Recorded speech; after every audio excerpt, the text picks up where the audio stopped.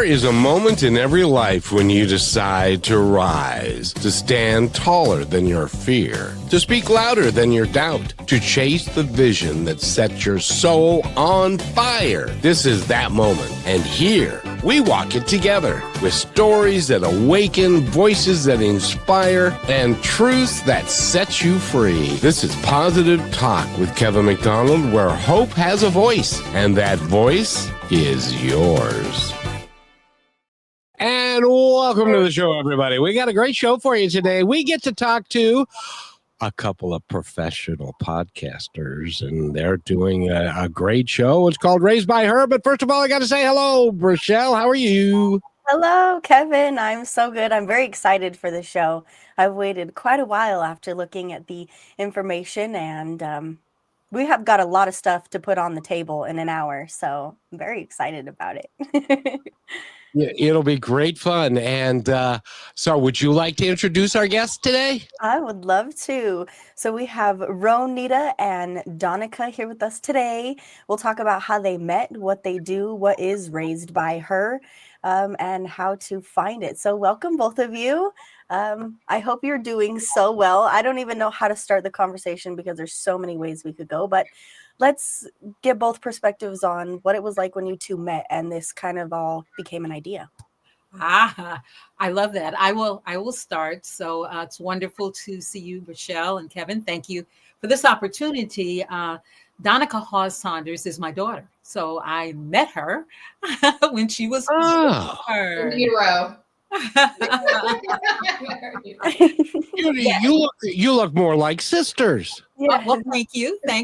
We appreciate that, and I especially appreciate that. I am 74 years old. So at the tender age of 74, I am very, very honored to be doing the podcast with my daughter. And we started this podcast with an idea during the pandemic. We were talking all the time, and we were missing each other because we were living in two different cities, she in Washington, D.C., and me in Dayton, Ohio. And our conversations got longer and longer. And we thought, it would be really good to have a podcast. It's taken a while to get it developed. But Donnica, you can go ahead with the story from there. I mean, I guess it's like, and here we are. I mean, I now also live in Dayton, Ohio, which has given us the flexibility and opportunity to be able to have the time to actually do the podcast. And you all know all of what goes into it, but it has been amazing thus far. And our purpose in doing this is to be able to share not only our stories, but be an inspiration and a space for women to be able to share their stories, ask their questions.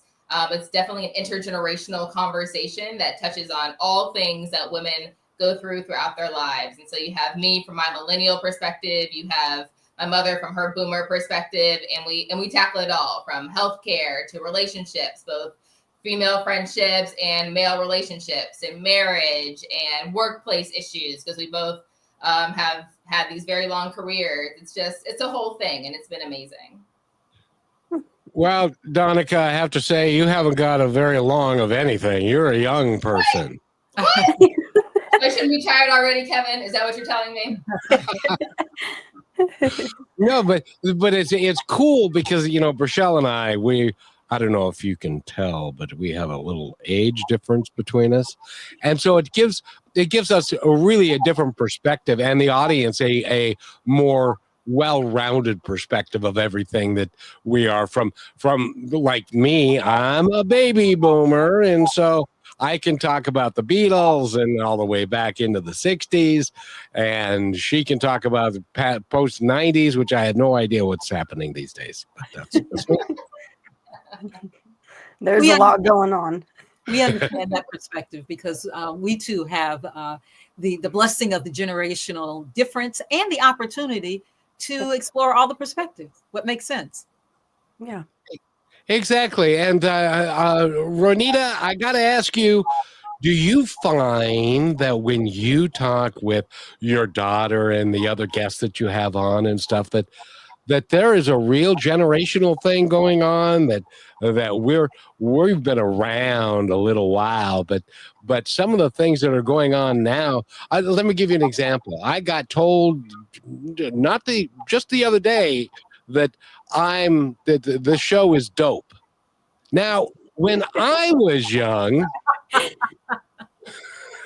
if you were called a dope, you were stupid. And now they tell me that being dope is really cool. How did that change, Brichelle? You know, I almost want to blame it on the schools, because when you go to school and somebody comes up with something, or your surroundings, or even a household, you know, there's things that change and they come in waves and people pick up on them. But to learn from each other, and I love that example because it was turned into something positive, even though it may not have been before. um, you know, and it's learning to understand how each other communicates. I bet you guys talk about this plenty, especially between women. Communication is massive.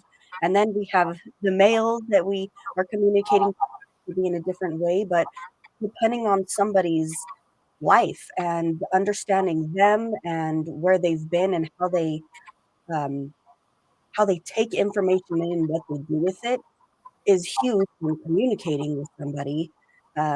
So the communication with you guys has to be even stronger. Like I'm amazed that you guys spend that time doing that, even from being a child. And I could imagine like raising Donica, and then for Donica to look back and be like, wow, I remember, you know, we kind of have a little bit of a boost because we have you, Ronita, and we have Kevin, to have a little bit deeper of insight and more of an understanding. Because a lot of people our age really just, they don't. The understanding is what is altered. I agree. I also think it's very important to understand communication, understand the fact that in order for us to be able to share ideas and to be our authentic selves, what we have to do is to be able to communicate. I listen more than I talk sometimes. And then when I'm asked questions, I want to find out what the reason is behind the question. That allows me then to not only think about the experiences we've had, Kevin, but also how I was able to navigate through whatever that particular situation was years and years ago. So being your authentic self is just so very important in the whole field of communication. And I'm blessed to have a good vibe with my daughter as well. And it's been like that always. So that's just wonderful in terms of how we have been able to communicate over the years. Yeah.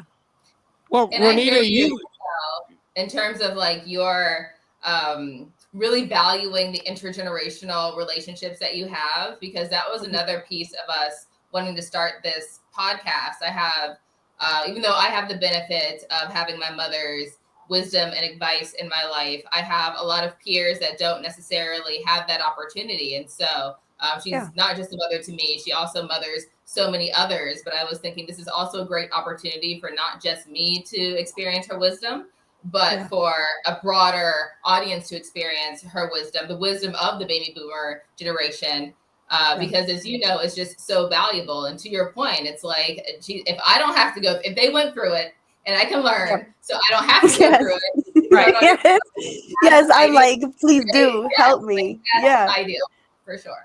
And I love that too, because it speaks through you, not even on the podcast, but out in your life. Like it changes the dynamic of how people see you and treat you and each other, and they see themselves differently because you're literally just taking care of yourself by being an example. And it's a lot more powerful than I really thought. So I'm glad that you see that too. So true. And Ronita, I gotta ask you, you've been on the planet for a little while now. And I'm pretty sure you've been a woman your whole life. Yes, I have. So given that, how has the relationship between women changed over the years? Excellent question. The relationship between women have changed over the years based upon the fact that we have more access to knowledge and information. It's not just what's going on in my family. It's not just what's going on in my community. It's not just what is going on right here in our hometown of Dayton, Ohio, but it's what's going on in the world. And so when you have access information and knowledge, and when you have a chance to be able to share and to listen and to hear, it lets, I believe, women into the mindset of other cultures. It lets us into how women have been able to navigate, whether it's child rearing or whether it's their professional careers around the world in a wonderful, unique way. So it's changed in terms of access to information, which has allowed us, I believe, to be more authentic and to learn a lot from each other. And I got to ask you this, because you were around prior to the time when women could have their own checking account, get their own credit cards, all of that. And do the women of today understand all of the things that have changed since you and I were young in all of that? I mean, it seems very interesting to me. No, I don't think the women of today even really think about those kinds of things. I experienced that with my mother. My mother was a businesswoman. My mother was very progressive in her ideas and her thoughts, but she was just absolutely appalled at the fact that she could not get her own credit card. She was appalled at the fact that she'd have to ask my father to be able to assist her in the world of business. And she would say, I'm working just as hard, if not harder than he is. Why do I have to get permission or have him to sign up for it, whatever it is, the credit card or the credit? So I watched that occur. And then when I became an adult and a businesswoman, I too remembered that particular experience. But I don't think it's something that Donnica has had to really go through in that way. But I'll ask her, Donnica, have you had any issues in terms of how one went about navigating through the world of credit and the professional world of being able to be accepted for who you are and what you bring to the table? I think it shows up more for me in terms of, and I can't obviously speak for all women, but in terms of the overall financial literacy of my immediate network. I mean, there's a real benefit in having men in your life who have been able to navigate the financial system for the past 100 years versus having women in your life who have really just trying to figure it out over the past several years, because that's when they were able to gain access to it. And then also from my perspective, it's really powerful for me to not just know about my family history, but also lean back into the broader history to understand where we have come from as women and how far we have progressed, have real grace for where we are, and then be able to set a strategy for wherever it is we want to go in terms of our broader rights and things of that nature. And obviously women are not a monolith. People have different ideas of what success looks like for them. And I think that's amazing. And I don't even know if that necessarily existed 50 years ago or even 30 years ago. So when I think about women of the past, I just have immense gratitude. And we talk about this in our podcast, one of the things that I feel like is really lacking, and one of the things I really crave, is continued advice. And so, yes, you went through it, but also please talk about it. Be honest with us so we can know your stories, know the strategies that you employed to move forward. That way we can continue to move forward in our lives in the way that serves us the best. Exactly. Rochelle, I know you have a thought. Yeah, I just think it's beautiful because I've had this experience with Kevin, and then for you to be doing it with your mother but passing it along, it's like you said, we get to kind of choose. And I love that you guys are here to teach that in a way that is healthy and maintainable. It's not about what you look like or how much money you have or this or that. It's about who are you as a woman? What are your values? Because there was a thing that went around for a while, and we'll talk about this when we come back from the break. It was like, it kind of became a fad to just put yourself out there more than maybe we should have as a woman. And then there's different values that you have to have depending on how you want to be respected and communicated with, and how you're viewed to the world, right? Because we're not all built the same, and we're not dealt the same hand. But as women, how can we talk about what's going on underneath and who we are in our soul, rather than what our life has been or what it looks like? Because that's what we tend to do, and that seems like a lot of drama in a lot of cases of when you're talking with another woman. So I guess that means it's my time to say it's time for our break. yes. I'm curious on what they have to say about that, because I love how you guys actually care about the soul person. It's not how to make more money, how to look prettier, how to do this, how to do that, how to fulfill yourself on the outside. How are we fulfilling ourselves on the inside and helping each other achieve the same thing? Well, I kind of want to look prettier. I don't know. But anyway, we'll be right back We'll be right back after this quick. It's just a minute, so just stay tuned, everybody. Here's another point to ponder from Positive Talk Radio. What is the easiest thing to justify? It is a small transgression. The one no one will ever see, no one will ever know. The tiny exaggeration on the expense report. The extra minute you took on your lunch break. The packaging you tossed in the wrong recycle bin because it was closer. In those moments, the question isn't, will I get caught? The question is, will I know? It isn't about avoiding punishment. It's a silent agreement you make with yourself when you choose to do the right thing. To return the wallet. To fix the mistake. To respect the empty space. You aren't impressing the world. You're earning your own respect. That small choice, made entirely in private, is how you build a life you never have to look away from. The only audience that matters is you. And welcome back to Positive Talk. We've got Raised by Her and the co-hosts. It's a mother and daughter team that is of note. And Ronita and Donnica, I gotta ask you, where did Donnica come from, Mom? It was the name that her grandmother gave her, actually.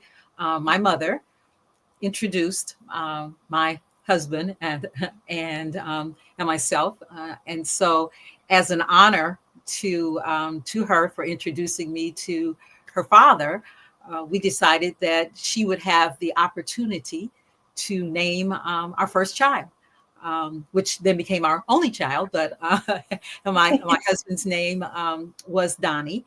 He has since passed on, but his name was Donnie, and she loved the fact that she could have that opportunity to name our child. And she told me, it was a very interesting conversation. She said, I am going to choose a name that is going to connect her father to her, because I believe she's going to be automatically connected with you. And so she named our daughter Donnica after him. His name was Donnie. Oh, that's a beautiful story. That's really cool. And he was extremely honored, wasn't he? Oh, absolutely. Now, let me also say what she did. She decided to choose her name, which is Rosa, as Donica's middle name. So she's Donnica La Rosa. So I said, I'm not there anywhere in the name. And she goes, no. Well, we'll be connected. That's okay. That's okay. So, you were left out completely. In terms of the naming, yes, absolutely. Well, everybody knows your mom, so that's I guess that's enough. But that is true. It's been a blessing. So, and I liked the name too, Kevin. I want you to know, I liked the fact that she named our daughter Donnica, and I think it fits her perfectly. It's a beautiful name and a very unique name. Yes. There aren't very many. It's like Rochelle. There just aren't very many of those names. So Donnica, have you ever looked up what your name means? Oh, I have, but it's been a long time. But I can say that in my 39 years, I have met 7 other Donnicas thus far. some based in the United States and named for a variety of reasons, but it's actually apparently a quite popular name in Eastern Europe. Oh, I know. Who knew? I didn't know until somebody was like, wait, where are you from? And I was like, Ohio.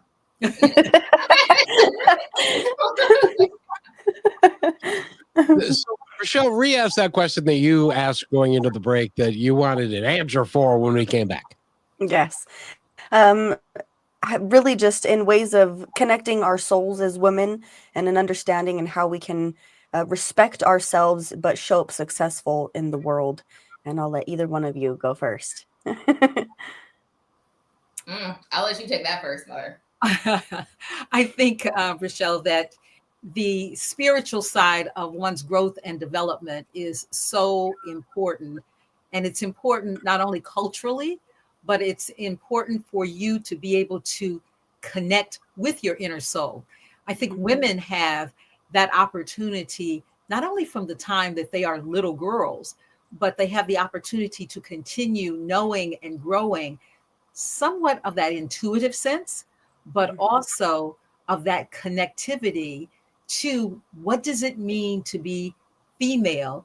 What does it mean to be a mother and sort of nurture other individuals, whether it's children or whether it's the extended family or whether it is someone who just needs help. So I think how we have gone about, we women have gone about connecting through our soul and through our spirit has really been that intuitive sense of what mother means, what nurturing means, and truly what God really, I think, means when he allowed us to be able to play the role in the universe of being able to be the caregivers, the primary caregivers. Fathers and men have a very important role as well. I don't want to diminish that, but you asked me about women and females. And so that's the way that I've been able to interpret it sort of throughout my life. That's beautiful. Donnica, what do you think? Oh, go ahead. I'm curious. You know, I actually received that question a little differently. I have felt like there are a lot of different pressures as a woman throughout my life. And so I would answer that question as being a woman for me has been a continuous journey and choice to be true to myself. And what is it that I truly want out of my life? But also being honest with myself about it. And also that it changes. Like what I wanted in my teenage years looks very different from what I wanted in my 20s. And that looked different in my 30s as well. And so just being able to be honest with myself, regardless of what other external pressures and what else is happening in the world or in my life, just being able to come back to myself, be centered, and taking the time to be centered, if you will. And I feel like that can look a lot of different ways. We get feedback on our podcast that people are like, you guys talk about self-care so much. And we're like, absolutely. That is an intentional thing that we do on an ongoing basis, whether that is journaling or meditation or just going for a walk or spas, like whatever it is. Yes. Like we take the time because it has been helpful, I think. I don't want to speak for my mother, but helpful in our journeys and our womanhood and giving us an opportunity to just stay centered. Yeah, I relate to that. It's a beautiful thing to say. You know, and I am a little unhappy with the fact that women, for some reason, you guys get along many times with each other so much better and form a much better, closer relationship. Men have a tendency to kind of go in circles and size each other up, and according to the job we have, or the car we have, or the pretty wife that we have, and we don't talk in depth about stuff. About real, honest to goodness stuff. We hardly ever do that. But women seem to do that. And is that, Ronita, is that something that has always been part of your life, the close bond that you have with other women? Has that changed over time? And is it different now than it used to be, I guess? And that would be for both of you. I believe that it has definitely changed over time. But I want to address the perspective of men, Kevin, and men communicating and men sharing and men having relationships. I believe that men do have the opportunity to share and they care. I'm not sure they always know how to communicate and feel comfortable with what Donnica was just talking about in terms of that being honest about the inner spirit of what they want to be and how they want to go about it. There's an expectation in society still today that this is what is manly and this is what is a man and this is what a man needs to do. This is the role that he needs to play. And so there was not a lot of permission given for men to have the feelings and to express themselves in the same way that women had permission to be able to be emotional and express themselves. Today, I think that women have an opportunity to help men to be able to share and to help men to be themselves, their authentic selves. But I think there is a journey there. And the mother role is one that is important here, but the father role is very key in terms of giving that male permission to be who he is and to be able to, I think, really accentuate the maleness and celebrate all that he is and all that he can become, and then allow it to change up too. So the role doesn't have to be predefined in the way that it has been years past. I hope you're right, because I think that we as men could stand to be a little more emotional, a little softer, a little more understanding, listen a little bit more, and then a lot of us do. Now, speaking of younger generation men, do you too, because this, I got to tell you, this is really cool, because we've got 3 different generational people here, and it's fun for me to ask that question. Rochelle's experience of men may be different than Donnica's, and is certainly different than Ronita's. And so it'd be interesting. Donnica, what's your experience of men like? Do you find them more giving and more open than maybe us older folks? Oh my gosh. What a question. What is my experience of men? This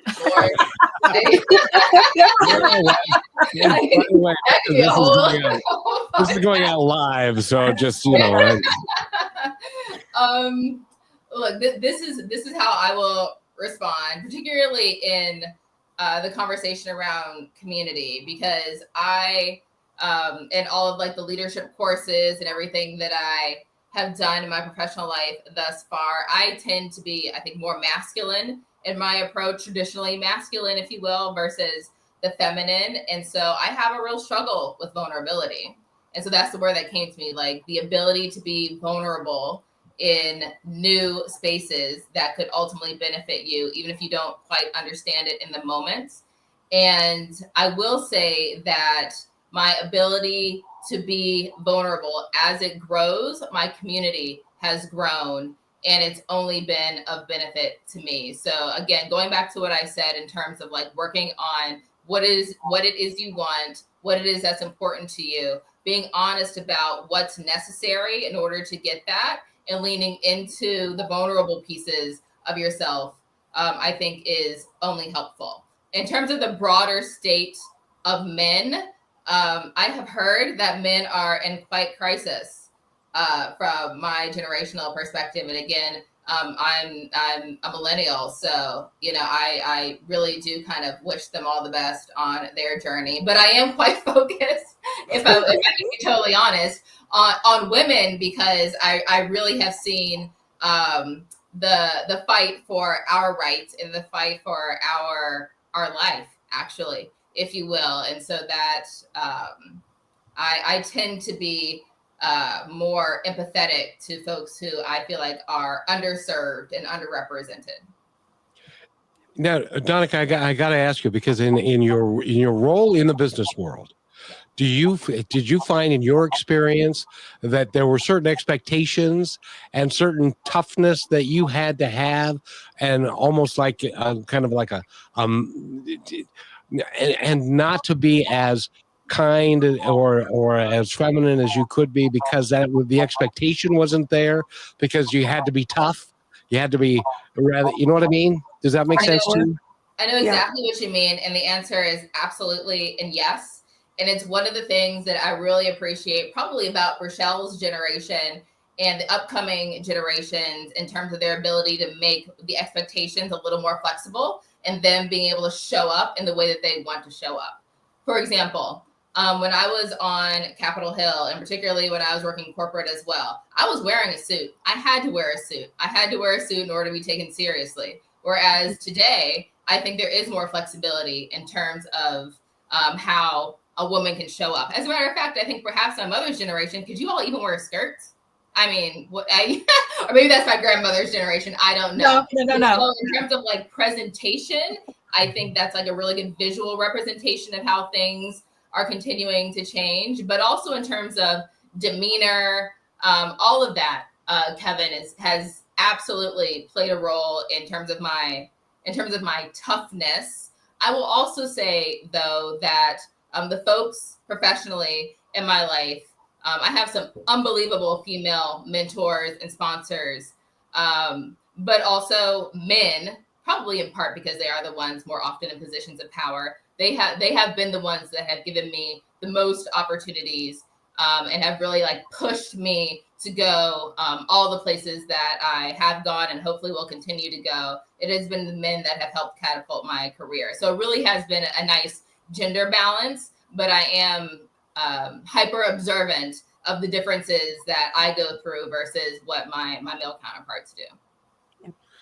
And I really hope that changes, because I think that you bring a tremendous amount by being who you are, not being the expectations of somebody else has for you, like wearing the pantsuit, that you're the corporate uniform, if you will, and not dressing the way you want to, and being respected and stuff, and also that there is that little, I don't know, men in power and that sex thing, but we don't need to talk about that today. But you just understand what I'm saying. Yeah, absolutely. That's real. Absolutely. It is. Yep. That is so too bad. So if you're a guy out there, knock it off. So there. Don't be a guy. No, Kevin.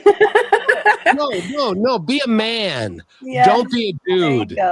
There you go. Be a man who can be respectful of everybody and take them for who they are, not who you want them to be, if you know what I mean, kind of thing. Yeah. So there. Girls do it to each other too. And when we come back from the break, I want to touch on. Well, I have two subjects, so I'll keep my question and decide which one I want to go off track with. Oh, I've talked enough. You can have both. So, by the way, we're talking with the podcast team Raised by Her, Ronita and Donnica, and thank you so much for being here. You guys are awesome, and we will be right back right after this. Just a minute and 10 seconds. Don't go away. You're listening to Brushwood Media Network, the best in syndicated talk, news, and entertainment shows. Are you looking for your daily dose of inspiration? Stay connected to all your favorite shows, music, and news with the Brushwood Media Network app. From Positive Talk Radio to Greatest Vibes Unplugged and so many more uplifting voices around the world, everything you need is right in one place. It's easy to use, too. Always available and designed to keep you inspired 24 hours a day. Go to BrushwoodMediaNetwork.com and download the app, and you will always have Brushwood Media available on your smartphone. Download it now and make inspiration and music and conversation part of your everyday. And welcome back to Positive Talk with Rochelle. That's her. That's the one right there. And my name is Kevin. And Ronita and Donnica are here. And they're with the podcast Raised by Her, which is, as they say, available where you can find any podcast, I would imagine. And go there because they've got some really good content. It's really interesting. So, Rochelle, your turn. Yes. So I'll kind of keep the flow going, and I'll have Ronita answer this, and then Donnica, you can give your perspective as well. But both of you have talked about being authentic and how much you share. What exactly does being authentic mean to the two of you? Like, For how do you me, share that? yes, for me, it means being honest about who I am and where I am at a given time in a given situation. Because we change, because experiences hopefully allow us to grow, because problems and challenges really insist upon us being able to develop certain skills, it is very important for me to make sure I am showing up who I am today based upon the situation. As a business owner, as a woman who has a lot of faith, it's important for me to be able to say, this is not only how I feel, but this is what's right in this given situation, and to be able to share what my expectations are. So I would always say to the people that worked with me that what I expect you to be able to do is to represent our value systems, and then make sure they understood what those value systems were, and then to be able to live them out. So I'm going to show up being who I am, and you're not going to have to wonder which Ronita is going to show up today. You'll know. Yep. It's beautiful. Yeah, for me, I think it's similar to what we've talked about already. It's the ability to, authenticity to me means the ability to tell yourself the truth. And it's been a real journey for me. Like, a lot of people ask me, why in the world did you move back to Ohio? You had this booming career in Washington, D.C., and it took an outstanding executive coach who I worked with for over a year out of London to get me to be honest about what it is I truly wanted in my life. I, at the time, was working this big global corporate job, traveling all over the world. Externally, it looked like I had it all. But internally, I was like, I don't feel like my life is as joyful as I think it could be, and even perhaps that it should be. So what is it? But everything on paper looks perfect. What could I be doing differently? And so, but it took an outside expert trained in all the things that those folks are trained in to help me be honest with myself. And my number one thing is, like, I missed my family. I wanted to be back closer to my family. And so then I had the ability, since I was honest with myself, to then start to craft a plan and a strategy to pivot my career in a way that made sense for my life, but then also allowed me to reach my ultimate goal of being closer to my family without leaving anything behind. But all of that only happened because I went through the really hard work of looking past all the external stuff and really being honest with myself about what it is that I wanted. Beautiful.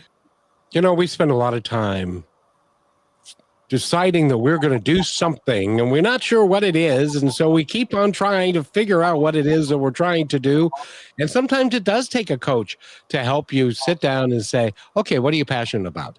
What do you really want to do? What contribution do you really want to make? Not the expectation that somebody else has for you, but your own expectation of who you are and what you want to do.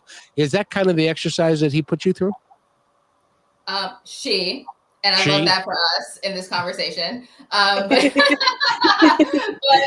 yeah, no, but essentially, yes. I mean, I think it went a lot deeper than that.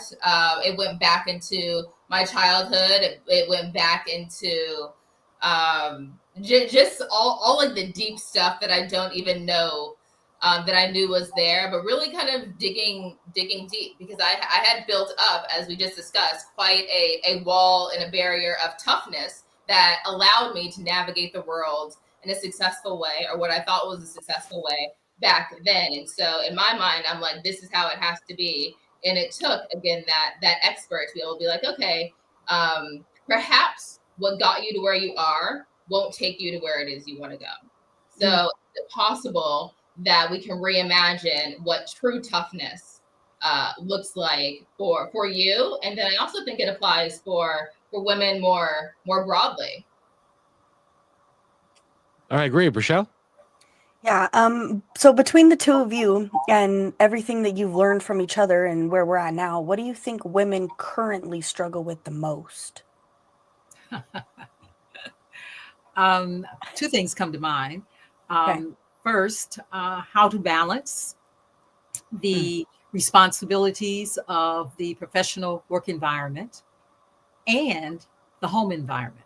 How to be able to give voice to the family unit, but also to express that this is what is important to me in the work environment.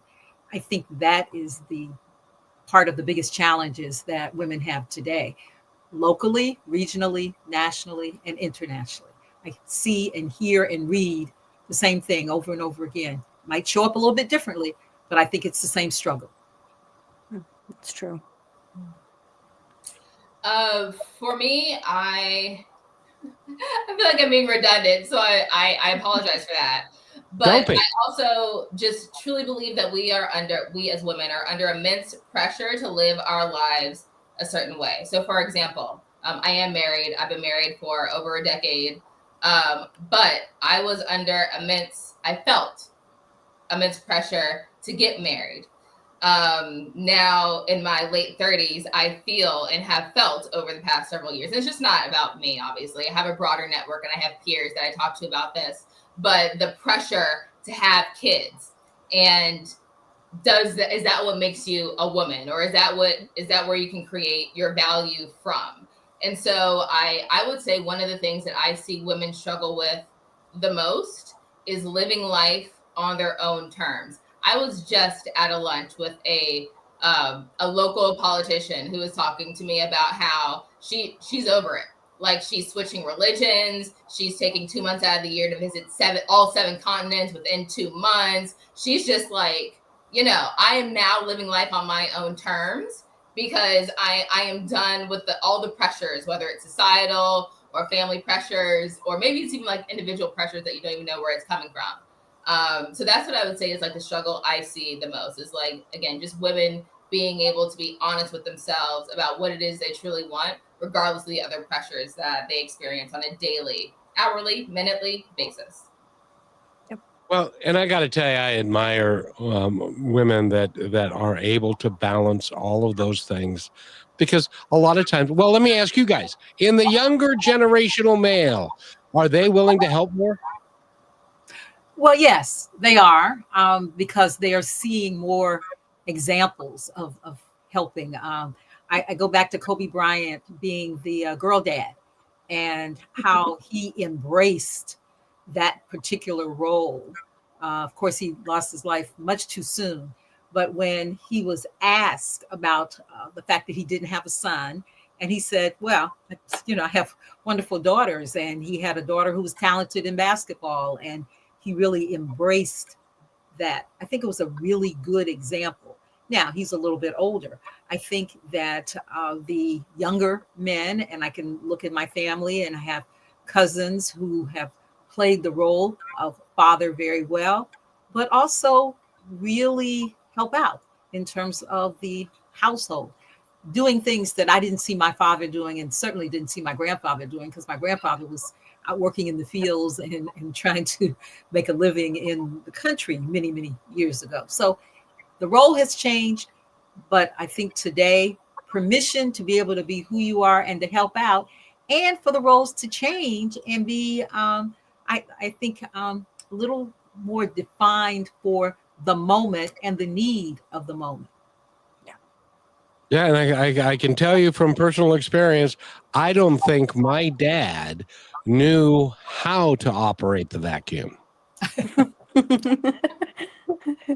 I never saw him vacuum anything, not once, not ever, or do the dishes. And I don't think he knew how to load the dishwasher either. Which, by the way, I got to ask you guys: that was a bone of contention in my household? Is that in yours too? How you load the dishwasher? Well, they give you instructions. Was that a conversation between you and my father? Now I'm curious. Well, because you see, there's a certain way that you're apparently there's a certain way that you're supposed to load the dishwasher, and if you don't do it correctly, then you are in deep trouble and stuff. So somebody's going behind you and reloading the dang thing, and it's like, it's gonna get clean. No, it's not. You got it. Oh, and anyway. Well, it's the water flow, see, within the dishwasher. So that's why you have to make sure that they're loaded a certain way. But Donica's point, her dad was an engineer, so he really felt like he had things precisely the way that they needed to be. And I was the one that was not necessarily doing it exactly how it needed to be. So but he was an engineer. They have a particular unique mindset. Absolutely. Yes. They're used to looking at schematics and this is exactly how it's supposed to look and how it's supposed to be. Precision, precisely. No, there's no gray area. Everything was black or white. So absolutely. That's so interesting. So Rochelle, go ahead. Yes, well, let's take our last break, and then I'm trying to remember. We were talking about boundaries came into mind, but then as Kevin asked that question, it kind of made me think how we're almost okay. So we've got you, Ronita, and then Donica is right ahead of me, and then I'm right behind her, and I could see how maybe we're kind of reverting back into the old ways, like it was not the generation before me, but the generation before that about, but in a sense of like laziness, like even for women, I've noticed that the man used to be the one to like, go get it, go do it, go, this and that. And women are the one who are like, you're not going to stop me. Like, I can't stop. I don't have time to sleep. Like, you don't understand. And then you see a lot of people my age that are in the male perspective they don't want to do all that stuff. They just, it's almost like a lot of it is getting lost because there was so much from Kevin and Ronita of what came up and was taught with you guys that was so extreme. And then from Donica's perspective, it was like, okay, well, we're going to try to merge the two. And now I feel like it's all kind of smashed. And people are really confused. Like, well, if I could be anything, then who do I want to be? And it kind of creates too much thinking. So my question when we come back from the break is, how do you remind women in their relationships, especially with men as well, to maybe stay focused and have some boundaries on where you're headed and in your communication, so it's not just chaos that is disrupting peace, because that happens a lot in relationships. And when we come back, we're going to do this. We're going to play this commercial real quick, and I'm playing this in honor of the two of you because of the podcast that you're doing and the difference that you're making for people who otherwise may not have a voice. So watch this and we'll be right back. Here's another point to ponder by Positive Talk Radio. In a dark room, a single candle was lit. That tiny flame chased away the shadows, filling the space with hope. Your courage, your kindness, and your light may seem small at times, but it can change someone's entire world. Never underestimate the power you already carry inside. Even the smallest flame can ignite a fire that transforms lives. You are listening to Positive Talk Radio, where stories of hope come alive. And welcome back to Positive Talk with Rochelle. She's right over there. And I got to tell you, Donica, you guys, the two of you are working diligently to help women who may not have a voice and don't believe that there's any other way than what they were taught to live a better way. And that's the candle that you are lighting up in a dark room. And so thank you for doing the work you're doing. Yep. Thank you for that. Very kind. And Rochelle? Yes, and since we're so short on time, I'm going to short my question a little bit because I want to get out all the information of where you guys are and what you guys have coming up and all those fun things. But really, how are you helping women maintain peace within themselves, but also in their relationships with people, and kind of, how to understand setting boundaries? I'll let you start, Mother. You setting all the boundaries. Well, I think that really setting boundaries means that you have to understand what a boundary is. And I'm not so sure that my generation really understood that. There was so much crossover and so many intersections. So peace and peace of mind comes from, I think, your own spiritual connection. I think it does come from the light and the candle, Kevin, that you just really referred to. I think you also have to understand you can't do everything and you can't be everything to everybody. So what you have to do is be able to set some limits and to be able to understand what your priorities are and to take good care of self. I think that helps. The more you take care of yourself, the more energy you have to be able to not only set those boundaries, but to define what they need to be today at this moment in time. That's amazing. Donnica, would you like to speak on that? Boundaries is so interesting to me. I don't know if I've ever in my life struggled with boundaries. When you asked the question, Rochelle, it took me back to a conversation I had with one of my past bosses. He was the last boss I had when I was still in corporate. And I think I mentioned, I was like, I just feel like I have good boundaries. He was like, oh my God, your boundaries, Donnica. Like, yes, you're right. Nobody needs to cross your boundaries or it's a problem. Yeah, I relate to that. Clearly I've exercised that muscle. But boundaries have been so beneficial to me. Perhaps that's why I continue to lean into it. I would just advise that no is a complete sentence and people will be okay. They will be okay. You are your responsibility. Now, you have children, they are also your responsibility. But everybody else, all the other adults around you are adults. And if your reaction is no, for whatever reason, that's a complete sentence and they will be all right. Amen. By the way, that's a bumper sticker right there. Did you know that? I put that on merch. Exactly. No is a complete sentence. Take note of that. Because I've never heard that put quite that way before. That's really good. Especially when you're on a date. I'm sorry, no is a complete sentence. What? What do you mean? Yeah. Well, I relate to that a lot, especially just because of, I think that Ronita and all the women from her generation taught us to stand up for ourselves, and we didn't have to bow down to anybody, even if it was another woman. Because I know for me, male or female, age, older or younger, please don't disrespect me, because I will set those boundaries and I am not afraid of that. And also I can be polite about it, right? Because I used to just I will get aggressive and say crazy things that I'm like, you kind of probably should have left that out. But now it's how am I communicating and placing my boundaries in a set of respect, because it forces somebody to have to do that. They have no option, and without belittling them, how am I explaining this to them? It's like you have to almost talk to them like a little kid and be like, excuse me, what are you saying right now? Are you aware of yourself? And do you know how I see myself and why this is not okay? Because when it makes people think, wait, what am I acting like? What am I saying? How am I saying it?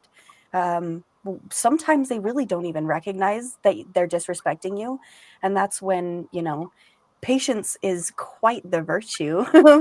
But when you are able to teach somebody through that boundary, it sticks with them rather than just ignites the fire that was already going, type of thing. Does that make sense to either one of you? Absolutely. It teaches people how to treat you. Yeah, exactly. Yeah. And by the way, we had an example of a assumption that was made by my part that I want to apologize to both of you for, because you had an executive coach who was in England or was in Europe. And my assumption was, well, it's an executive coach. It had to be a guy, or it was a guy. And that was incorrect. And I think that we all need to reflect upon the language we use when we're talking about other people and the skills that they have, because that is gender neutral as far as I'm concerned. Because Donnica, you are a powerful, strong woman, and if I was working for you, I wouldn't want to cross you. I can tell you that right now. You're not crossing the boundaries. You won't even test it. I'm not even going into the neighboring county of the boundary. I can tell you that. But we're going to run out of time, ladies. But I wanted to make sure that we got enough time for you to tell us everything that you are doing and how you're impacting the world. And you're doing Raised by Her, the podcast, and stuff. So who'd like to go first? I'll start and then let Donnica just sort of end this. It's important for those who are hearing us, listening to us, to understand that Raised by Her has a sense of value systems that allow us to be able to continue to know and grow as we are navigating this very complicated life. The purpose of the show was for us to be able to come together to help women to be able to feel better about themselves, but also to know that they can do whatever it is that they so desire at this moment in time, and to be able to give them permission to change if that indeed is what they feel that they must do. My mother raised me. She was a very strong woman, although she was only 4'11". She said she thought like she was 6 feet or 7 feet tall.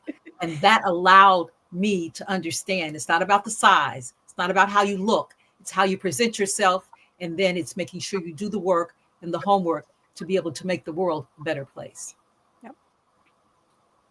That captures the essence perfectly. I will just say that we are so honored to have been able to join you all, Kevin and Rochelle, on your platform. So thank you so much for having us. And as you've mentioned, if you have enjoyed our conversation here today, Raised by Her is on all audio platforms for podcasts, Spotify, Apple, all the things. And you can also watch us on video on YouTube. We sit on a couch together and we have different props that honor the different women in our legacy and in our lives around. And we just have a 1 hour conversation about all the things that we are going through, and we approach it from an intergenerational perspective. So please tune in, like, subscribe, and then also follow us on social media where we clip up all the best bits.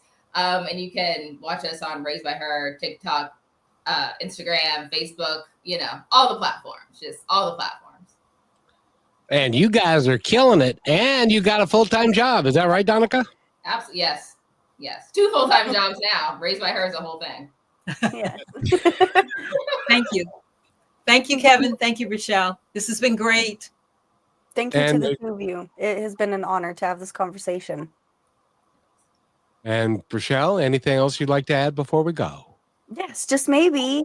If you guys want to, we would love to keep in touch with you and what's going on and the big moves that are soon to happen. I know this is probably going to take off by January. So if you guys want to come back on the show at any time, I am offering and extending that out. I'm pretty sure Kevin wouldn't mind that either, just because the two of you both have so much perspective. And as the end of the show is closed, I'm like, oh, I should have asked that, should have thought of that. But thank you so much for your time and congratulations. We are cheering you on. Thank you so much. And as you both know, and this is a unique medium because you will be heard now, and on Raised by Her, you'll be heard forever. And there are people who you're never going to meet who you're going to impact by what you talk about on the show, and you're going to change people's lives. Yep. And that's what this is all about. And thank you for doing what you're doing. I greatly appreciate it. Rochelle is a great co-host, and thank you so much, Rochelle. It was fun. Yes, we had so much fun, and we'll do it again. Thank you again, Ronita and Donnica. We wish you well. And if you caught the end of this, listen to the whole thing. We love you guys. We'll be back tomorrow. Thank you for being part of Positive Talk with Kevin McDonald, where stories inspire and voices remind us of what truly matters. May today's conversation give you hope, courage, and a reason to keep moving forward. And just remember, till next time, be kind to one another because each other's all we've got.